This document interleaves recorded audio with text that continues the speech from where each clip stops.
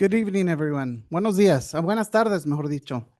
All right, we're going to get to the 7 p.m., March 16th, regular board meeting to order. Secretary, call the roll, please. Valencia, Here. Cifuentes, Here. Reyes, Here. Lavshay, Here. Olivas, Here. Moreno, Here. Johnson. All right, please rise for the Pledge of Allegiance. I pledge allegiance to the flag of the United States of America and to the republic for which it stands, one nation, under God, indivisible, with liberty and justice for all. Slow down, didn't we? Crossed my mind, I'm like, yeah. We slowed down. It was a nice echo. All right, no public comment, so we are gonna move right into communications from the superintendent, Dr. Halverson. Thank you, Board President Cifuentes. First, we have our student board member report this evening. So if Elizabeth could come up for us. Thank you, Elizabeth. Let's give her a big round of applause and welcome her to the stage. Good evening, board. I hope everyone has been doing well with this crazy weather. First, I'd like to highlight our winter sports banquet, which was held on the 10th. We had around 400 student athletes and their families join us in a special dinner to commemorate the efforts made by our students during the winter season. The night consisted of delicious food and multiple awards for our amazing athletes. Our FCCLA group is state bound. We had 13 gold winners, 15 silver, and 7 bronze. 2 weekends ago, our DECA group attended a state competition and we had 2 students become nationals qualifiers. Congratulations to all our students for all they've accomplished, whether part of our athletics program or another student organization. And our spring sports are officially up and running, so look out for those games and achievements. Freshman Class Council held a de-stress fest open to all 9th graders.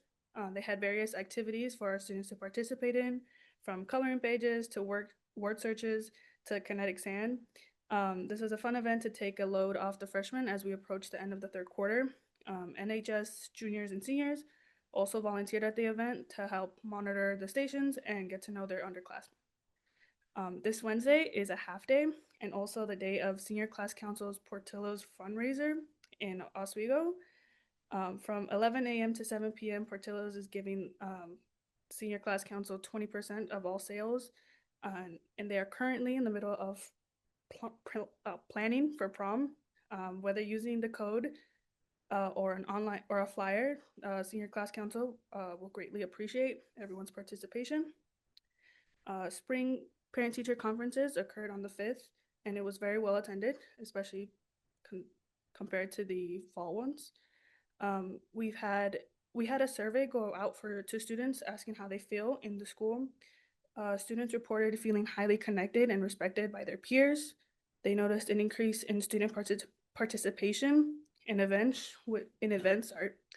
which has affected their connectedness to each other. Students also reported feeling more supported by teachers and staff and have gained further trust in our school resource officers.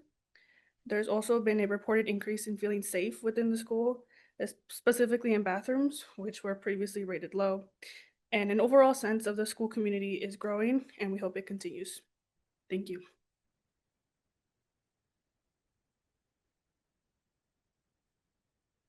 Thank you, Elizabeth. Next, we have Miss Brittany Walker with our community relations report. Good evening, everyone. As I'm sure you've seen and heard, we have a lot of extra visitors with us today. So I'm actually going to invite our elementary sports coordinators to come up and show you our first presentation.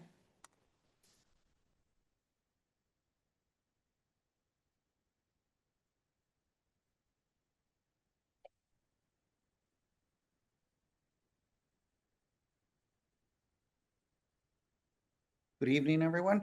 My name is Wilson Morales. This is Derek Smith, and both of us, we run basically the elementary sports. We have basically 5 events. We do soccer in the fall. In winter, we just finished doing basketball and cheer. And then right now we're getting ready to start our softball and volleyball season. So we do have many people that, as you can tell, a lot of parents and kids are in the back and so on. We're going to first celebrate our basketball team that came out. The first one is coached by Sean Ficto and Jimmy White. They're from Allen School. and they actually had probably the hardest way to make it to the championship. They took on a very strong Hermes team. They went on and played Beaupre, and in the finals went against Gates, and they did win, of course. Coach, you want to bring your team up?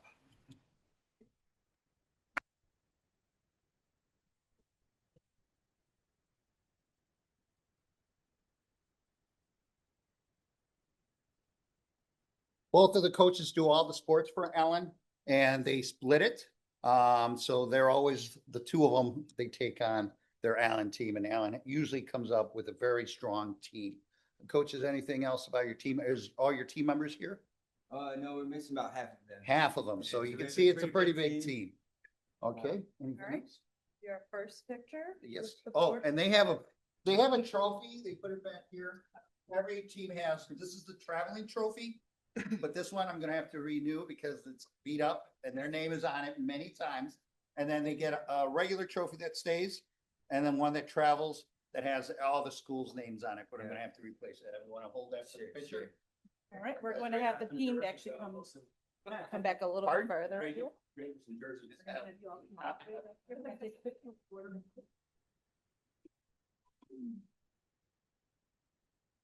Don't raise the trophy too high. We won't be able to see President Cifuentes.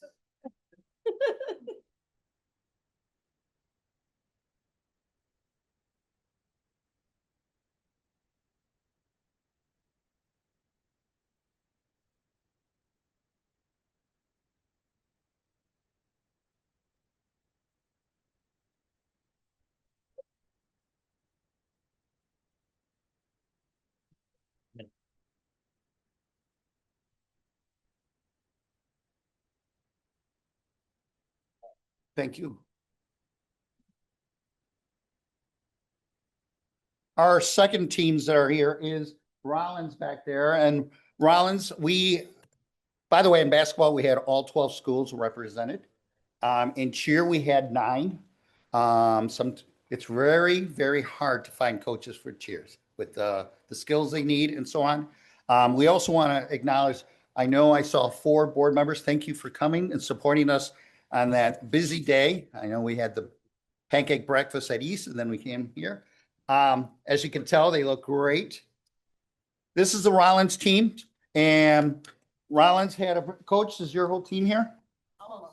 Almost. They are coached by Tiffany Martinez and Jamie Yarburg. Where are you? Oh, there you are. As you can tell, and Steph's there with the coach, the principal. As you can tell, it's a pretty big team, and they're scoring and they compete, and there's just so many rules besides the time limits, the song, the dance, the routine, the skills they do. It's very hard, but it's a great event that took probably around 4 hours, and they had a great time.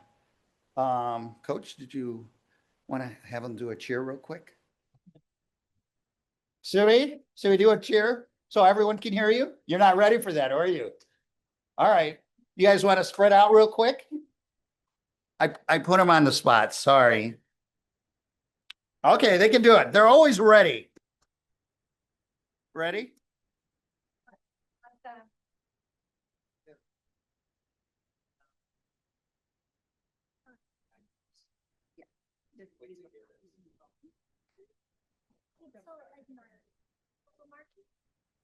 No, just right here and there.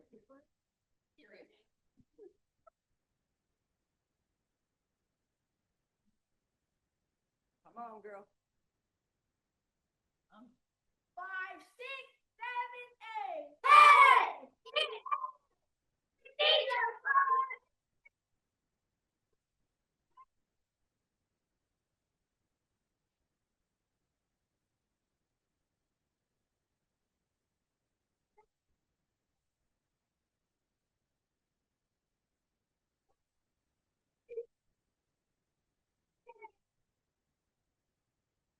Unity!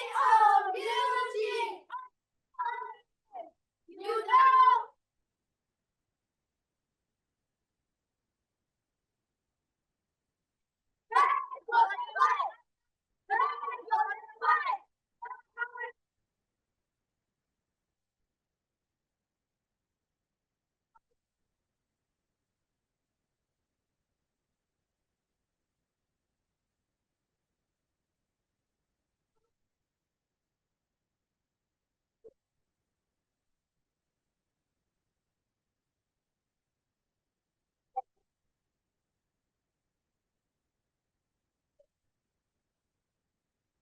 We will go ahead and get the picture. We're gonna.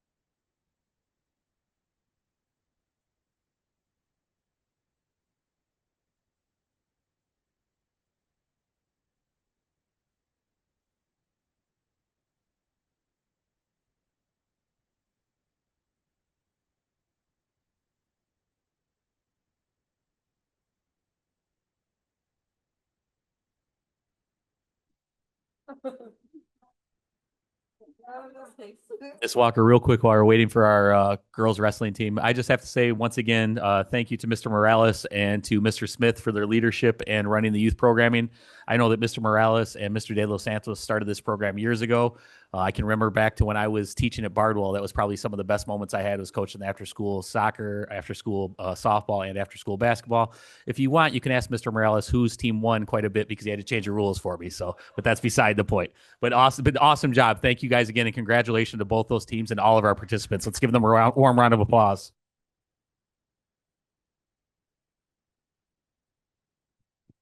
Thank you. I promise we will not have the wrestlers do any demonstration unless they'd like. All right, next we have from East Aurora High School, our girls wrestling team. They are being recognized tonight because they have achieved for the 4th time in a row the title of Upstate 8 Conference Champions and an undefeated season. So please welcome our girls wrestling team.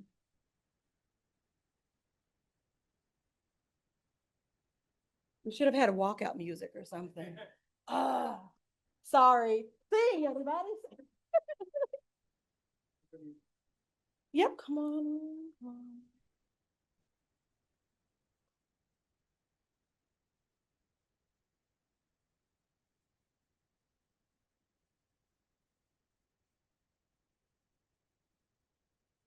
Did any of our coaches have any additional words that they'd like to add? There were 45 athletes on this roster. That is a huge team. My understanding is that when it started about 5 years ago, there were only 17 athletes. So the program has continued to grow, absolutely. And in the last 4 years, you guys are killing it in the conference. So again, one more round of applause for our entire girls wrestling team. And I love that we're celebrating here we're doing winter sports, but we're celebrating basketball, cheer, wrestling. But all of these students, these kids are seeing you all, right? At some point, you were that little and probably, did anybody do cheer or basketball when you were in elementary? All right, so keep that going. Stay in your athletic programs, try different athletic programs. But we're so proud of all of you, including the little ones in the back. And those who are not even here today, we're so proud of all of you all for working so hard in your craft, in your sport, and doing a very good job to make us all proud here at EA. All right, and one last picture for our board. I'm going to have you all probably come to 2 or 3 rows here. So those of you on this side and on this side, I'm going to have you, or maybe actually you all come straight forward. Straight forward. And then those of you that way, move in.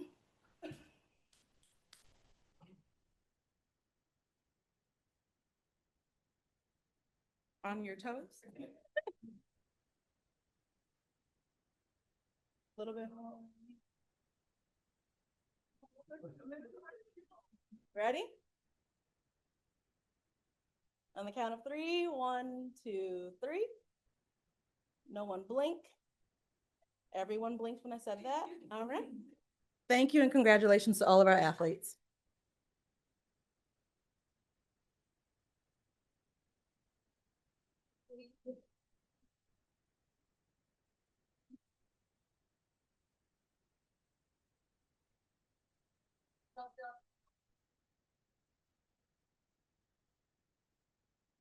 Once again, congratulations to all of our winter athletes.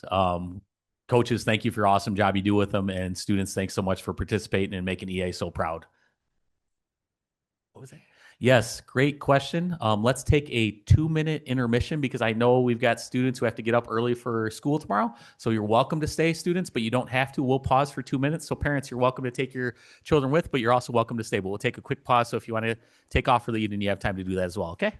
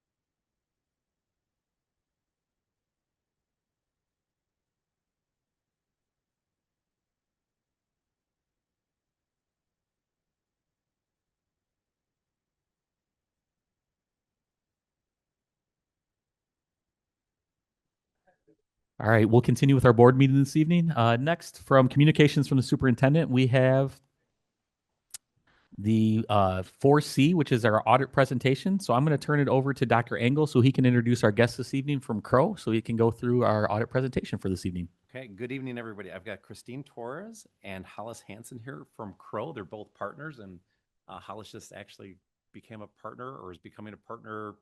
Was it today?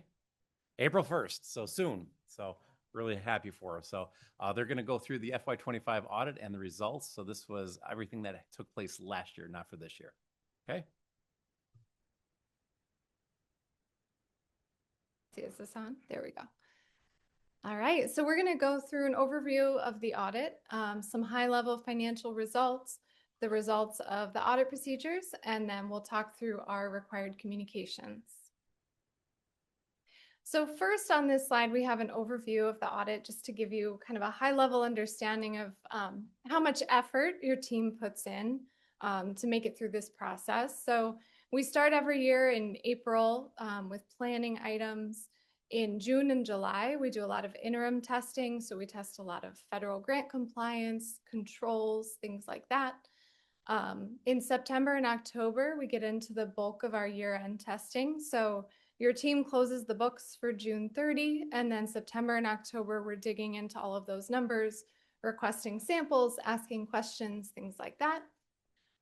February of this year, we prepared the draft reports, and then we're here today to present the results. We expect to issue the audit within the next week. So we just want to say thank you to Mike and his team. It's a long road. We ask a lot of questions. We ask for a lot of documents.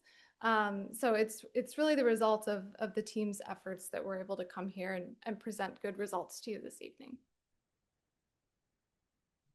To give you a snapshot of what the fund balances look like by fund, I put together this little table that just shows in the blue, you'll see the fund balances last year. So as of June 30, 2024.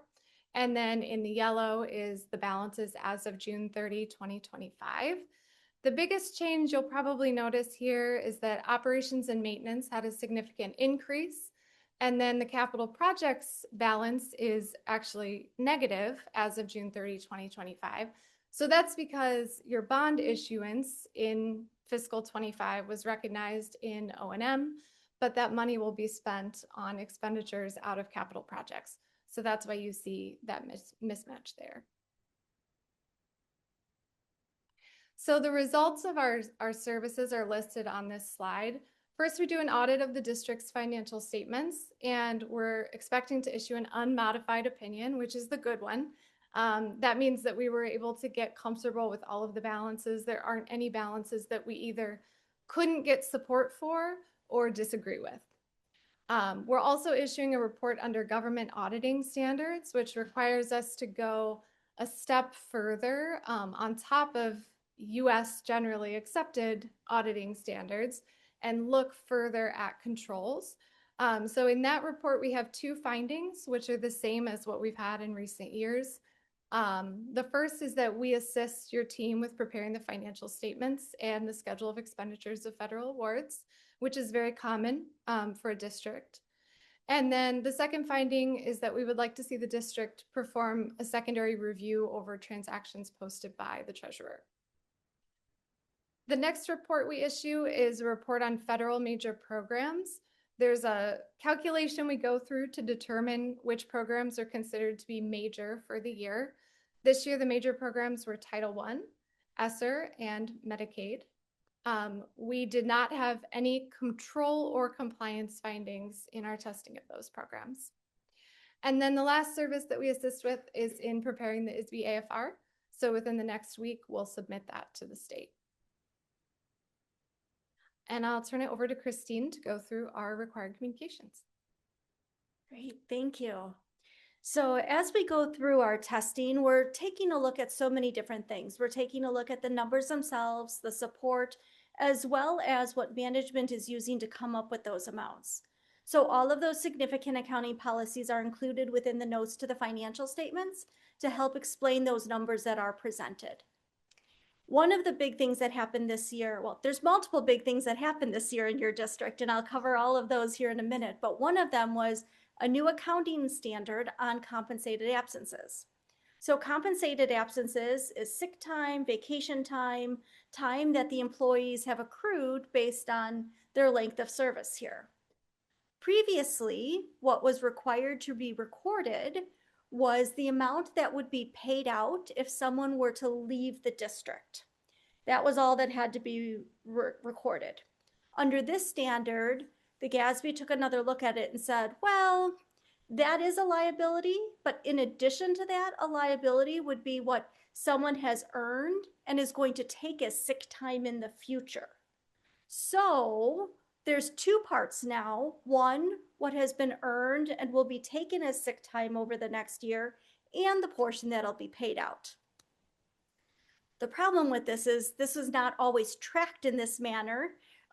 There's new reports that we got to work with HR and finance to come together to pull all of this information together. So that is one of the areas where we spent some extra time this year to make sure we understand how that report came together, how the information flows, and making sure it works appropriately.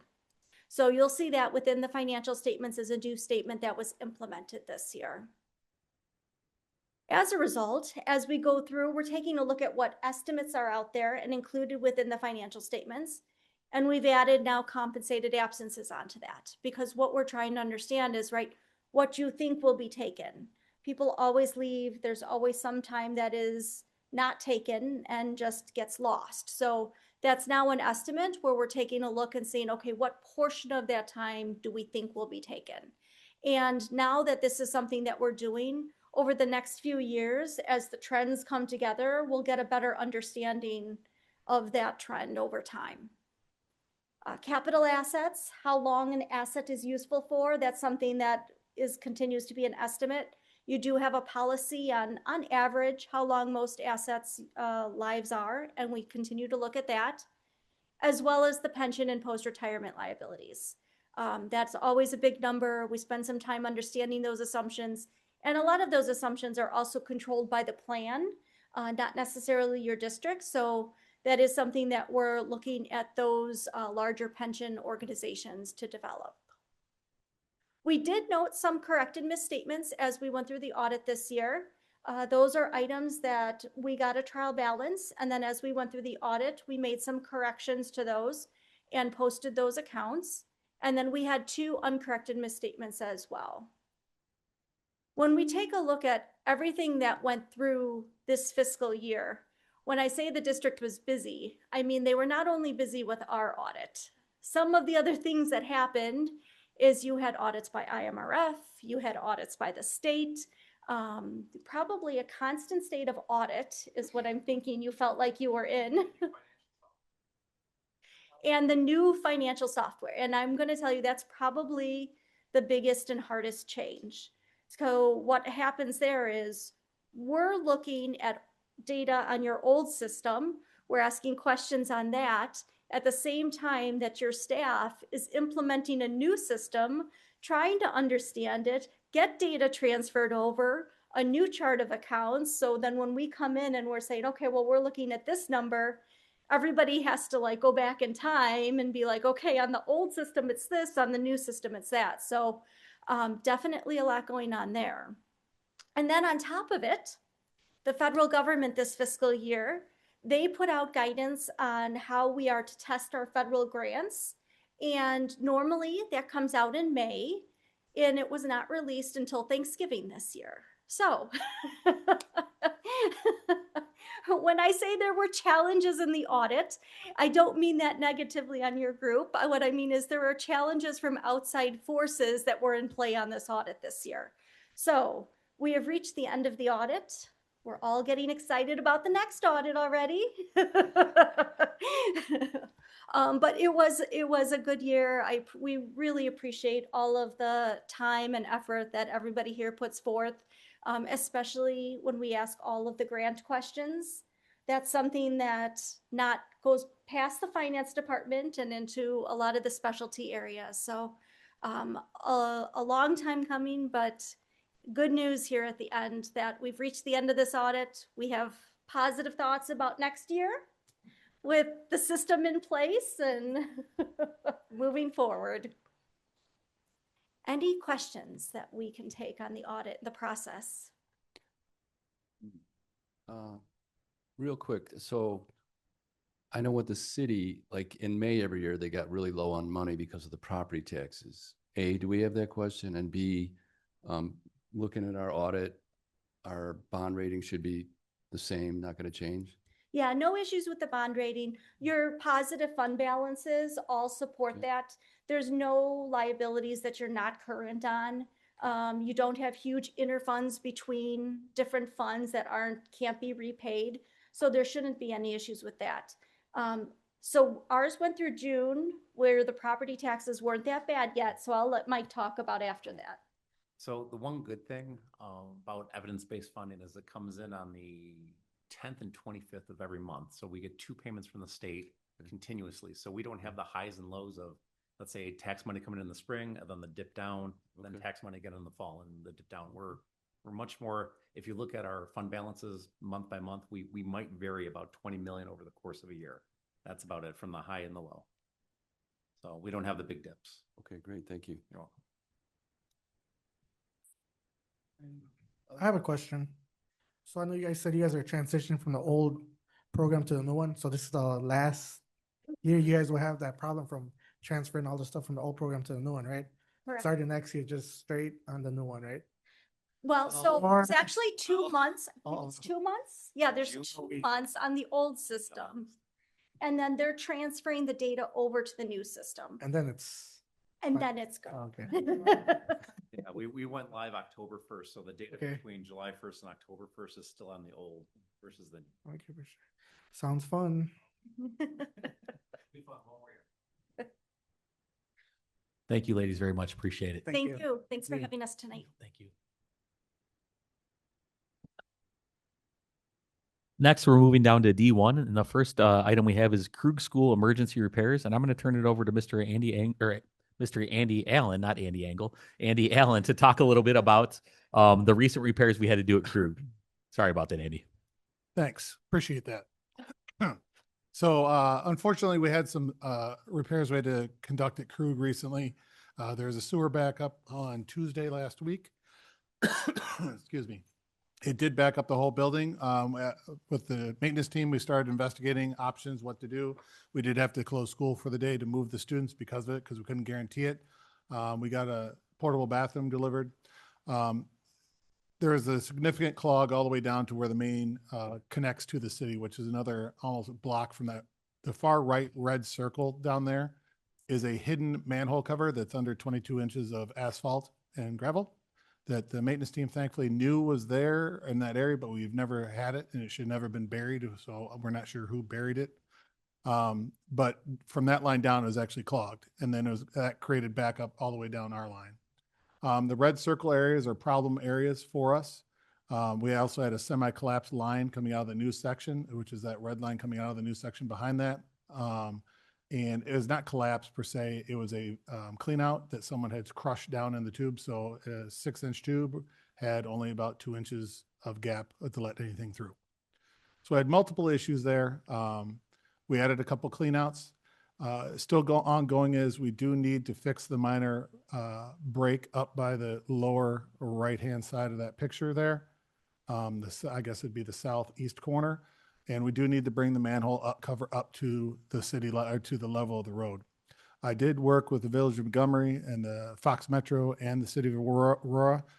The Fox Metro shows the manhole cover being there. The City of Aurora does acknowledge it as theirs. They say it's private, and they only guarantee the connection from there to their manhole cover. So it looks like it's our property at this point.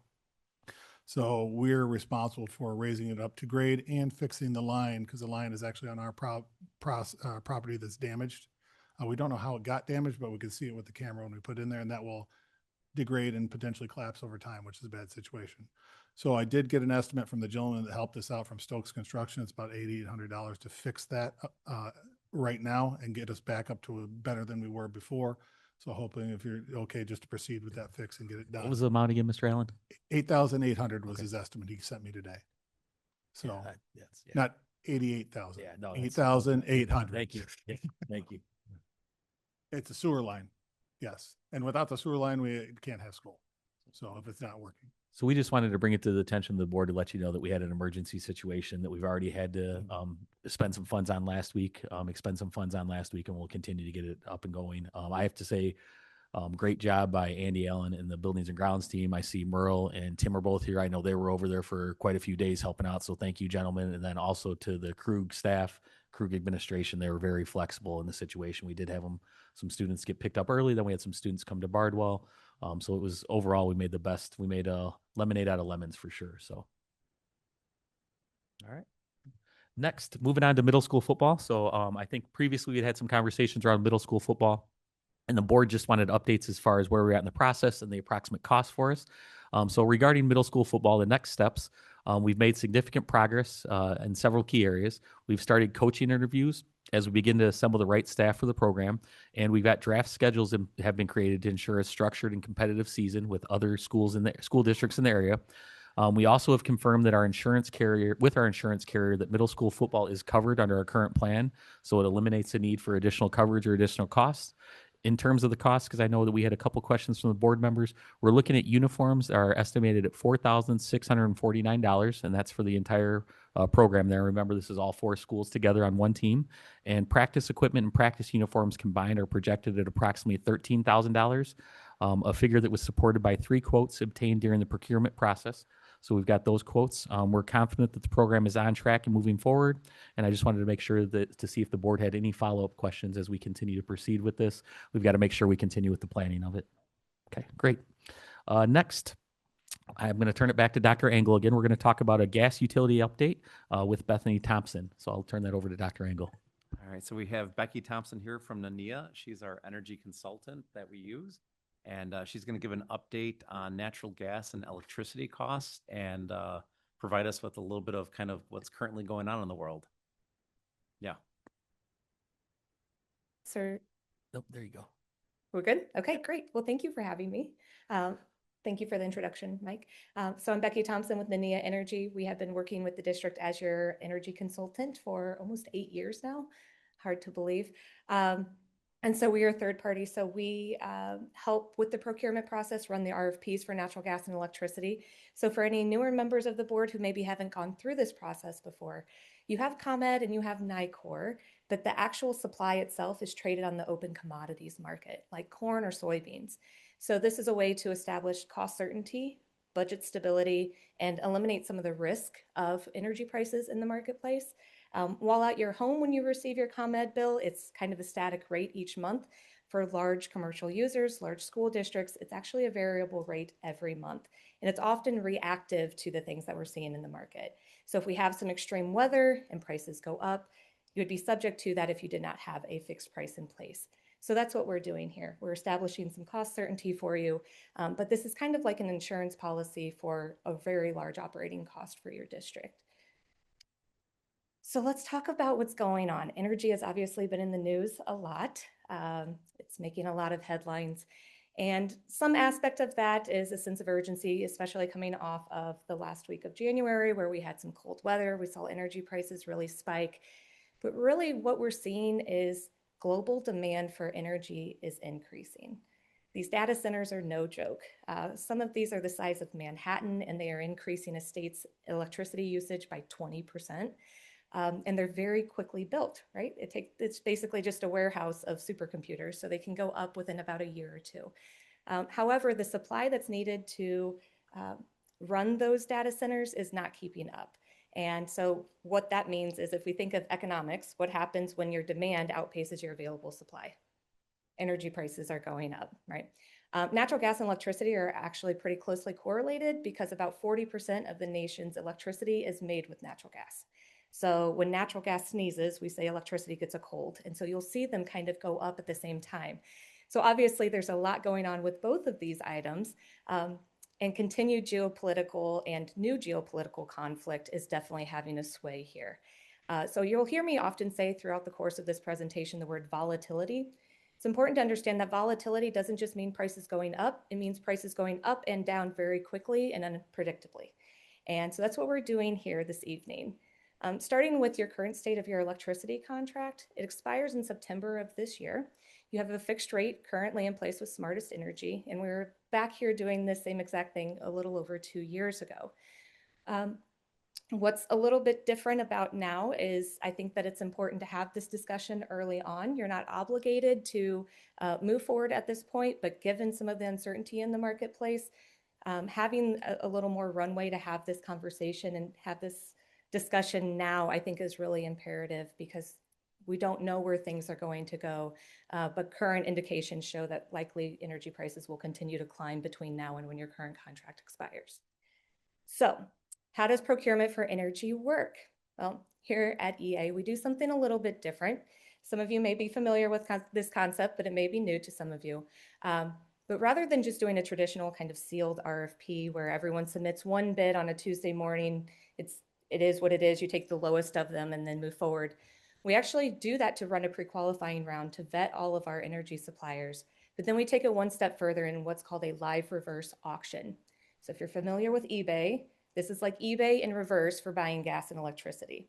So those suppliers that have been pre-vetted can participate in a live event, and rather than submitting one bid and hoping that they were the best and final, they actually have the chance to see what their competitors are bidding, and they can submit multiple bids over the course of the auction.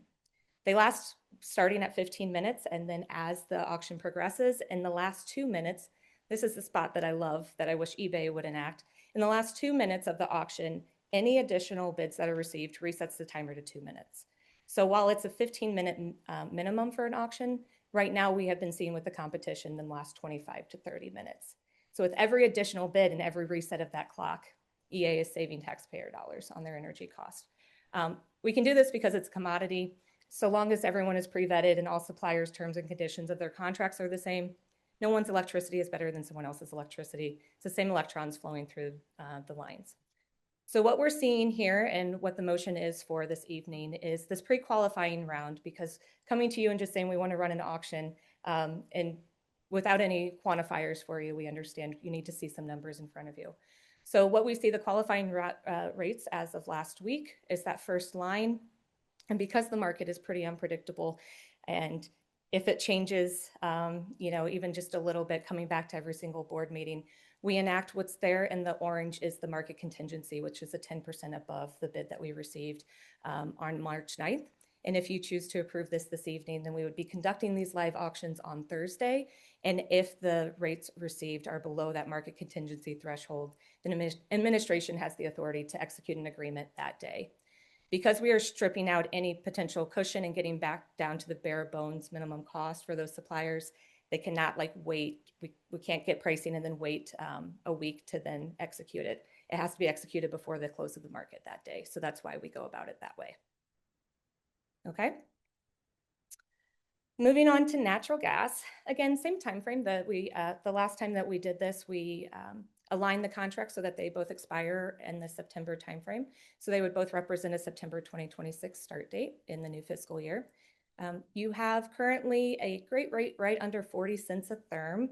And that word 100% swing doesn't maybe mean anything to you, but what this means is the last week of January when districts did not have this protection and they were paying $2 a therm, you were paying 39.99 cents a therm. So this was, it's a risk adverse product. It's a weather protectant product, especially as we seem to be having these really extreme weather events more often, not less.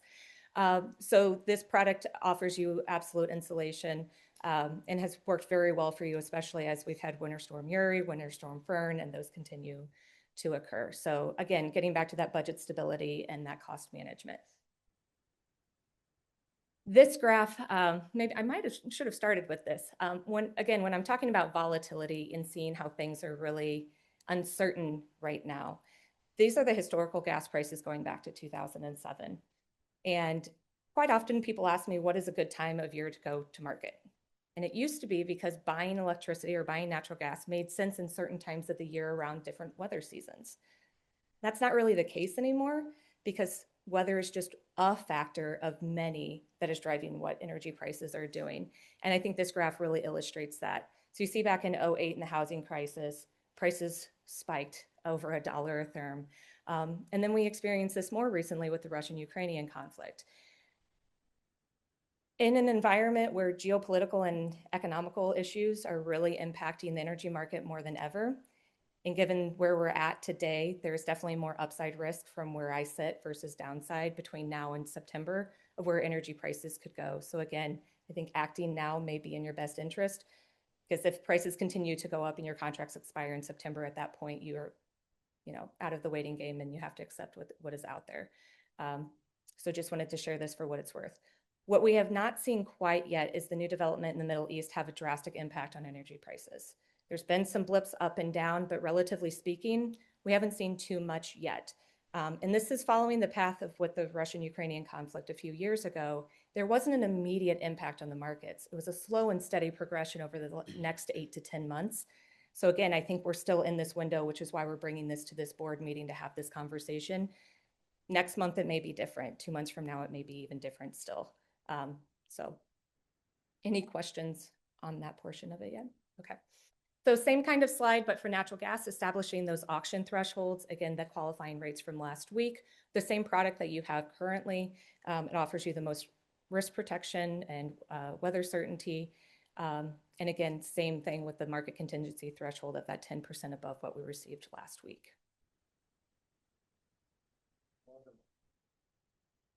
Oh, yes. Yeah. Yep. Yeah, so all of the suppliers are actually working together, and then it's a live event, it's a website. So actually we could share the link so anyone who is interested in watching it, having some popcorn and watching an energy auction at 10:30 in the morning, you could participate. The link does stay live for a year after, and then we also document it post so that if you ever have any questions, if you ever FOIA, that you have that information available and transparent to you.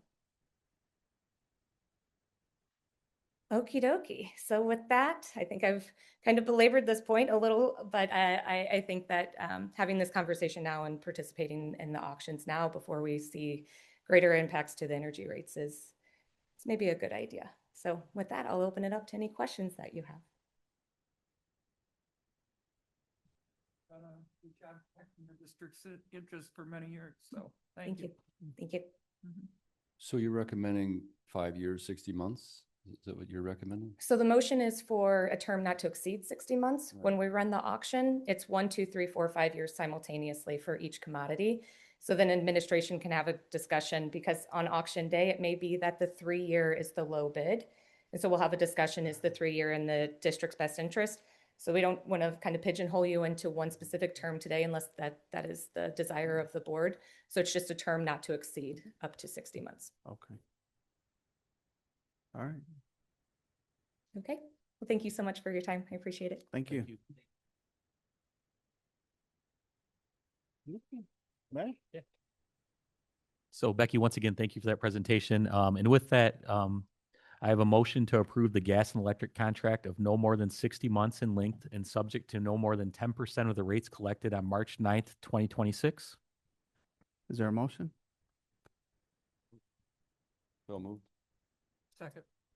Any questions? Secretary, call the roll, please. Yes. Valencia, Yes. Olivas, Yes. LaShay, Yes. Moreno, Yes. Johnson, Yes. Reyes. Yes. Thank you. And with that, the motion passes. Next, I've got two more final updates for us. Dual language and enrollment. So earlier, Dr. Amy Engel provided an update during the curriculum meeting, but I wanted to provide an update to the whole board.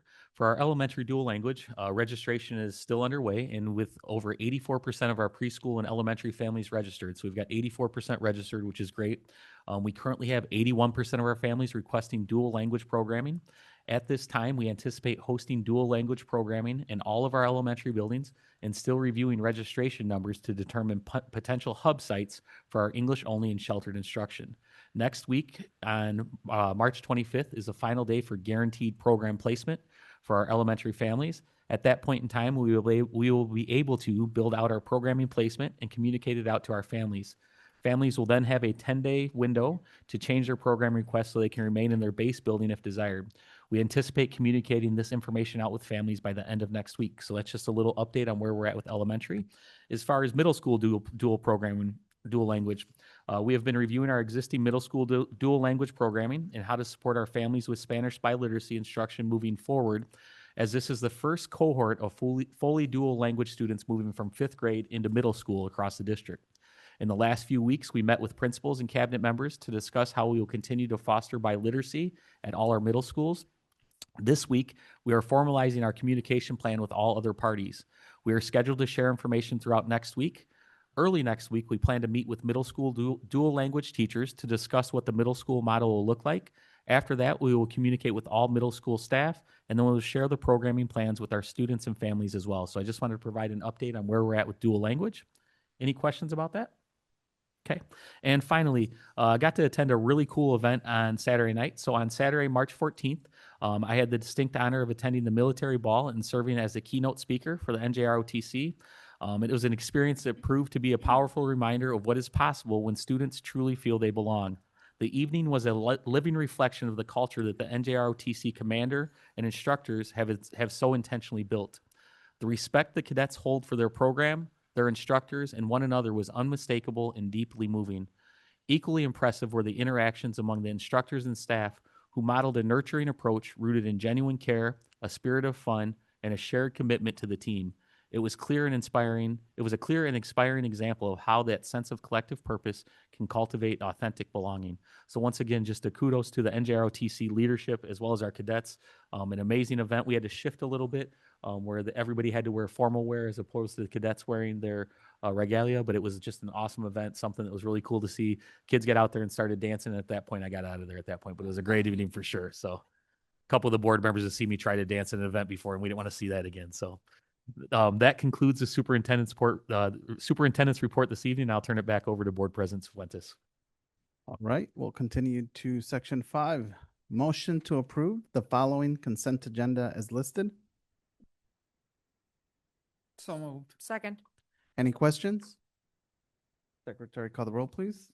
Reyes, Yes. LaShay, Yes. Johnson, Yes. Valencia, Yes. Cefuentes, Yes. Moreno, Yes. Olivas. No. All right, we do have a bio to read. Yes, thank you. We are pleased to announce Mr. Anthony Holub as the new principal at Fred Rogers Magnet Academy. Thank you. Currently, Mr. Holub serves as the Director of Schools, STEAM at Oswego Community Unit School District 308. He's previously served as a Science Department Chair at Oswego High School and a Project Lead the Way Science Math teacher.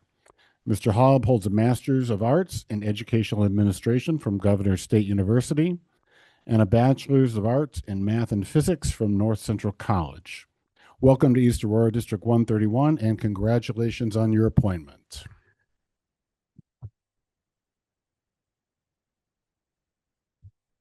And with that, I'd like to welcome up Principal Valek real quick. He's got a gift of appreciation from the outgoing principal to the incoming principal from the community at Fred Rogers Magnet. So thank you so much, Mr. Valek, for your kind thoughts and your staff as well.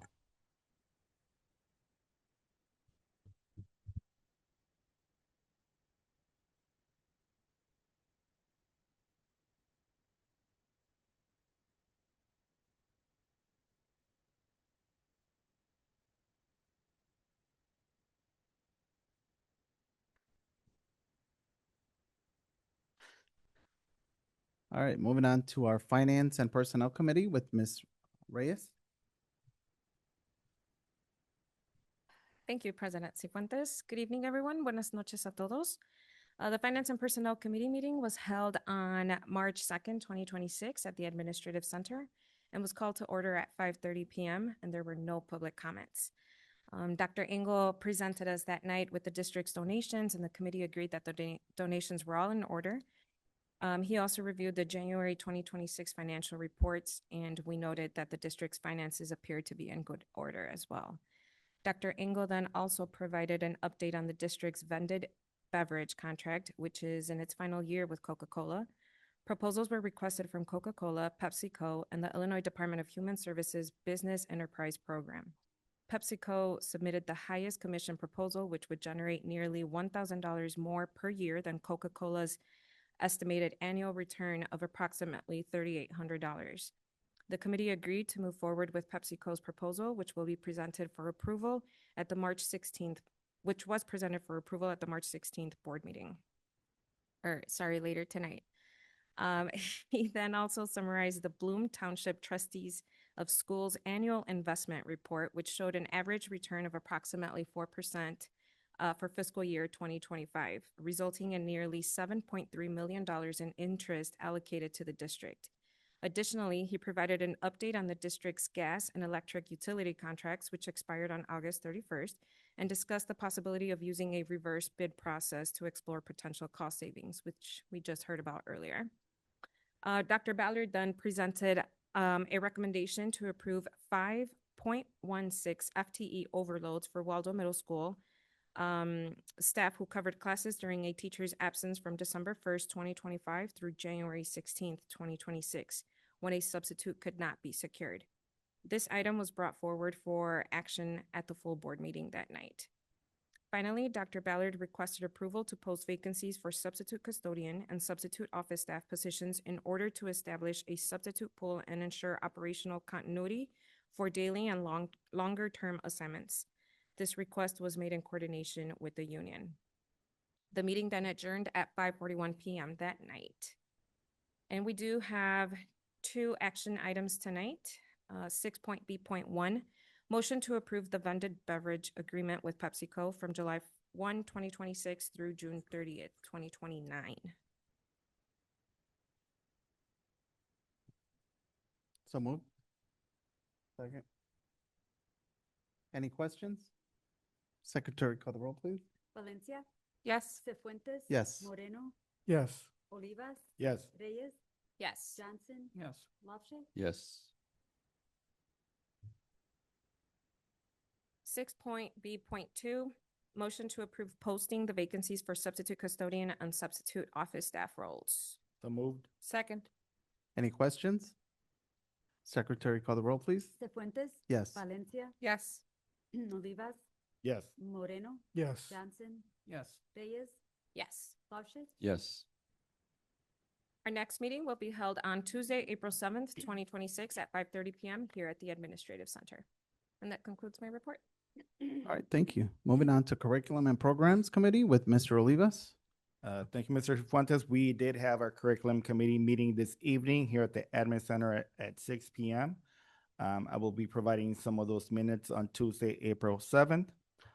We do have an action item that was presented to us today during curriculum committee. And if I could have just a brief overview of what we're approving or we're recommending for a motion today. Good evening. I'd like to briefly walk through the recommendation before the board this evening related to our behavior support systems.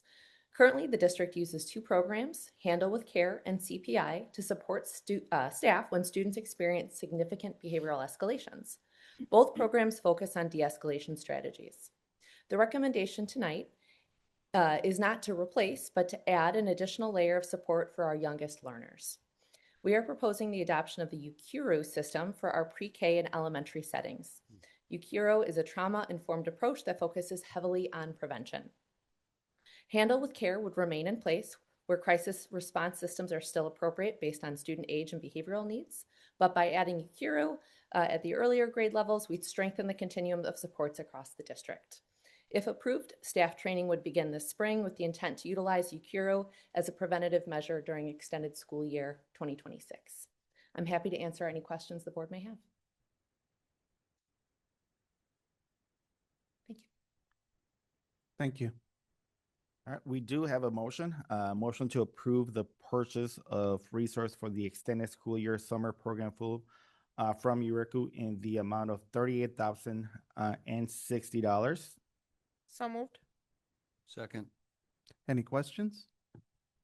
Secretary, call the roll, please. Yes. Valencia, Yes. Johnson, Yes. LaShay, Yes. Cefuentes. Yes. Rivas. Yes. Moreno. Yes. And our next curriculum and committee meeting will be on April 20th here at the Admin Center at 6 p.m. All right, thank you, Mr. Olivas. Moving on to Building and Grounds Committee with Mr. Lofshay. Thank you. We had our meeting March 2nd, and our next meeting is Tuesday instead of a Monday, April 7th. We went over a lot at that meeting. We had 14 items. I'm going to give you the highlights. We went out to bid on a lot of items. We went out to bid on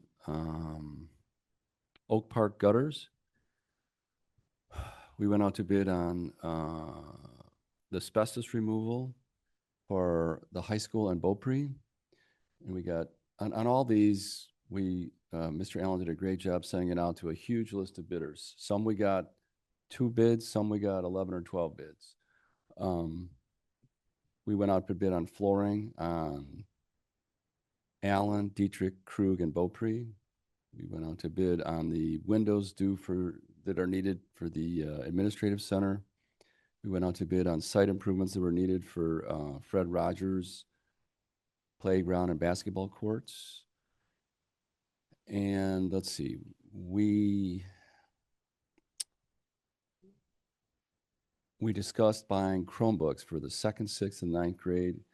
And we got those bids through, was it cooperative, Andy? No, we Was it right to bid? solicit a bunch of different vendors and we tell them what we're looking for, and they give us their best product for the best price. Okay. So this time we went with Northgard, I believe is what the motion is for. We've used CDW, we've used a bunch of vendors. It kind of Okay. rotates through. Thank you. Benavides, we went out to bid for playground repairs. Oh, no, that's the one where we had to buy the equipment from this one vendor, correct? That only comes from the manufacturer, Yep. the repair items. Okay. We're working with the city of Aurora, considering their sponsorship of the City of Lights boys soccer, wrestling, cheerleading competitions. We went over work orders, and Mr.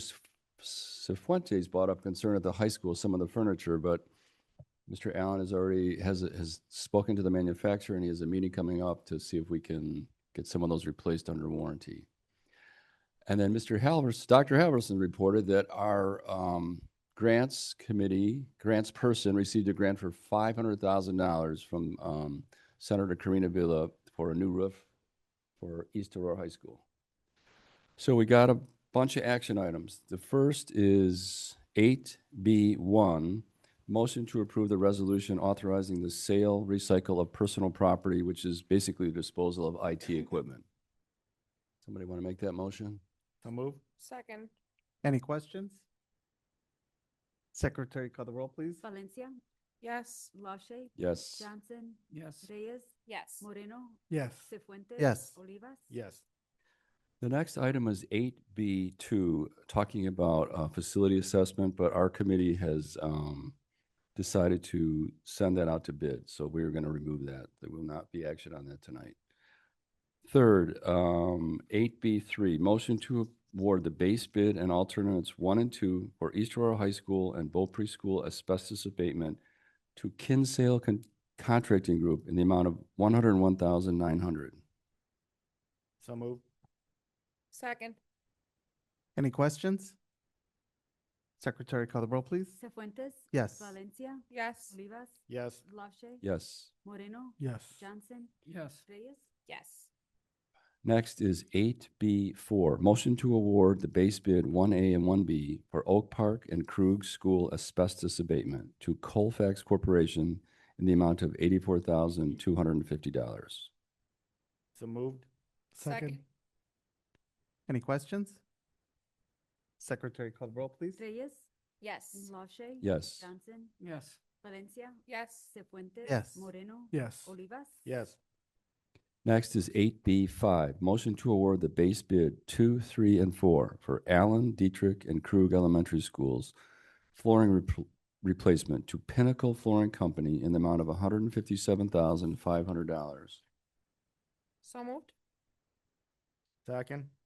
Any questions? Secretary call the roll, please. LaShay, Yes. Reyes, Yes. Olivas, Yes. Johnson. Yes. Moreno, Yes. Cefuentes. Yes. Valencia. Yes.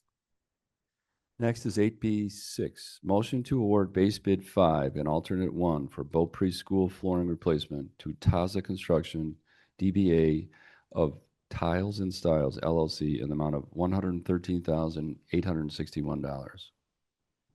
So moved. Second. Any questions? Secretary call the roll, please. Valencia, Yes. Cefuentes. Yes. Moreno, Yes. Olivas, Yes. Reyes, Yes. Johnson, Yes. LaShay. Yes. 8B7, motion to award the base bid 1 and 3 for repair of the Administrative Center Windows project to Autobomb Company in the amount of $147,200. So moved. Second. Any questions? Is this the current administrative center?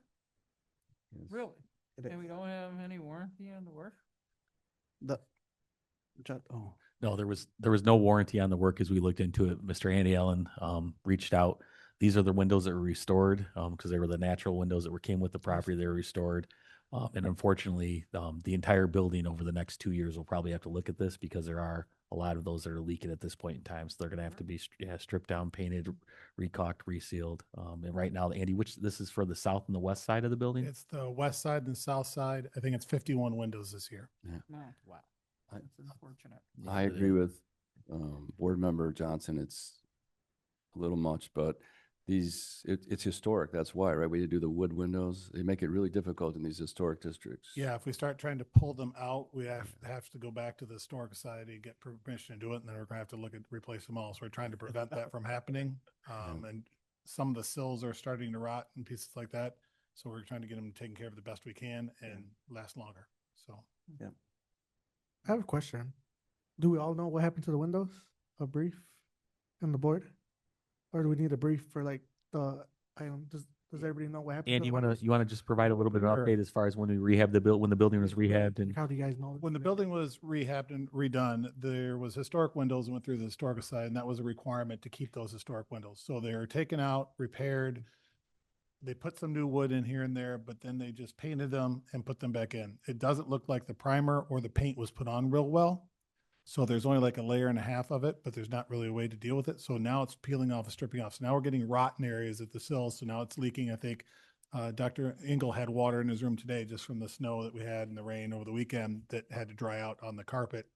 We put on a fan this morning. So they're starting to leak and decay, which is a sign of more to come. So we've taken the most significant sides this year around here, and it's very unfortunate this happened, but we got to kind of stick with what they have right now. There's not really an out for us to go with more like fiberglass or aluminum or other type of windows right now.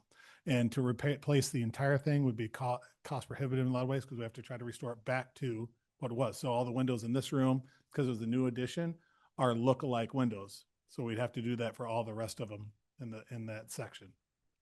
And even these are showing some signs of the same wear here newer. So hopefully next year, this side, the north or the back side of the building here that we're on will be done next year. Mr. Allen, and that's approximately 51 windows, I think you counted earlier. 51 is this year's. This year's, okay. My count without this room next year is 27. Then we got to include this room here. So. Thank you, Andy. any other questions? All right, Secretary call the roll, please. Cefuentes, Yes. Valencia, Yes. Olivas, Yes. Moreno, Yes. Johnson, Yes. Reyes, Yes. LaShay. Yes. Okay, 8B8, we need a motion to award base bid 1 and 2 and alternate 1 for the 2026 site improvements to Schroeder Asphalt Services in the amount of $229,000. So moved. Second. Any questions? Secretary call the roll, please. Reyes, Yes. Valencia, Yes. Johnson. Yes. LaShay. Yes. Cefuentes. Yes. Olivas. Yes. Moreno. Yes. Finally, 8B9, we need a motion to approve the purchase of the replacement playground equipment for the Benavides STEAM Academy from manufacturer Compan, Inc. in the amount of $26,512.20. So moved. Second. Any questions? Secretary, call the roll, please. Valencia. Yes. LaShay. Yes. Johnson. Yes. Reyes. Yes. Moreno. Yes. Cefuentes. Yes. Oliva. Yes.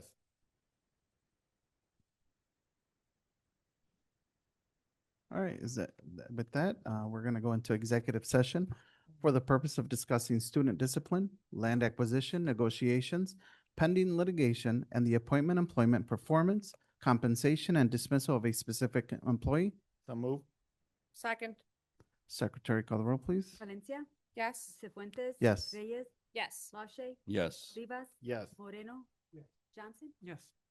And there will be action.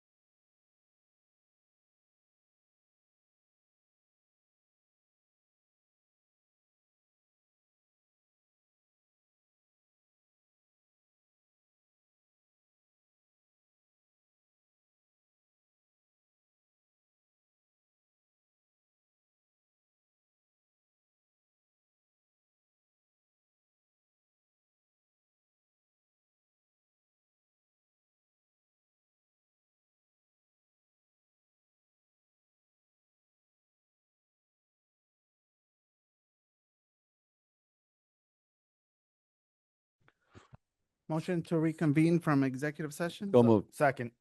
Secretary, call the roll. Yes. Yes. Yes. Yes. Yes. Yes. Yes. All right, we're starting with the first one. Yeah. All right. XA or 10A, motion to approve the resolution for student number 349640400. So move. Second. Any questions? But don't I have to read it? I have to read it into the record, so let me read it. All right. Yep. Be it resolved, that this Board of Education, after having considered the evidence presented by the hearing officer, hereby upholds the recommendation for alternative placement to Core Academy in lieu of expulsion for student number 349640400 of Simmons Middle School for 1 calendar year, effective from March 17th, 2026 through March 16th, 2027, to include summer school 2026. Should said student fail to attend the alternative education setting, the expulsion will be immediately enacted for the remainder of the expulsion term without further action by the Board of Education. Be it further resolved that a copy of this resolution be sent to the parents of said student and duly recorded in the official minutes of this Board of Education, School District 131, dated this 16th day of March, 2026. We need a motion for that, I believe. Thought we already. Well, I don't think we could have had a already had motion that. until I read it, so I And we think, Call the roll. Call, Secretary, call the roll, all please. right. Yes. Cefuentes. Yes. Yes. Yes. Yes. Yes. Yes. All right, 10B, motion to approve the resolution for student number 309495330. So move. Second. All right. Be it resolved that this Board of Education, after having considered the evidence presented by the hearing officer, hereby upholds the recommendation for alternative placement to Core Academy in lieu of expulsion for student number 309495330 of Simmons Middle School for 1 calendar year, effective from March 17th, 2026 through March 16th, 2027, to include summer school 2026. Should said student fail to attend the alternative education setting, the expulsion will be immediately enacted for the remainder of the expulsion term without further action by the Board of Education. Be it further resolved that a copy of this resolution shall be sent to the parents of said student and duly recorded in the official minutes of this Board of Education, School District 131, dated this 16th day of March, 2026. Secretary, call the roll, please. Yes. Yes. Yes. Yes. Yes. Yes. All right, moving on to the next agenda item, 10C. Motion to approve the resolution authorizing notice of non-reemployment of full-time tenured teachers not in last year of probationary service. So moved. Second. Any questions? Secretary, call the roll, please. Yes. Yes. Yes. Yes. Yes. Yes. I'm asking a question, sorry.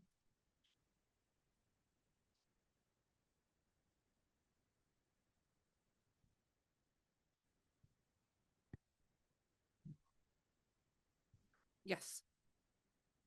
Thank you. All right, moving on to the next one. We are not acting on D, so we're moving on to 10E. Motion to approve the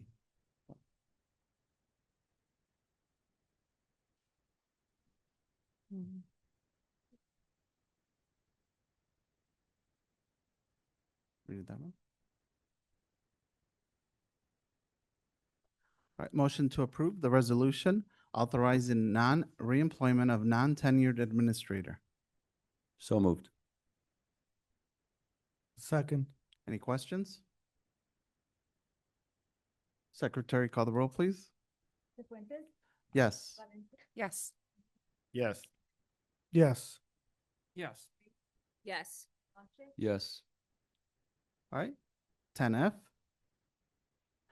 Motion to approve the resolution authorizing issuance of notice of remedial warning to Fatima Ballesteros, a certified employee and principal in the district. So moved. Second. Any questions? Secretary, call the roll, please. Yes. Yes. No. Yes. Yes. No. Yes. All right. Motion to adjourn. So move. Second.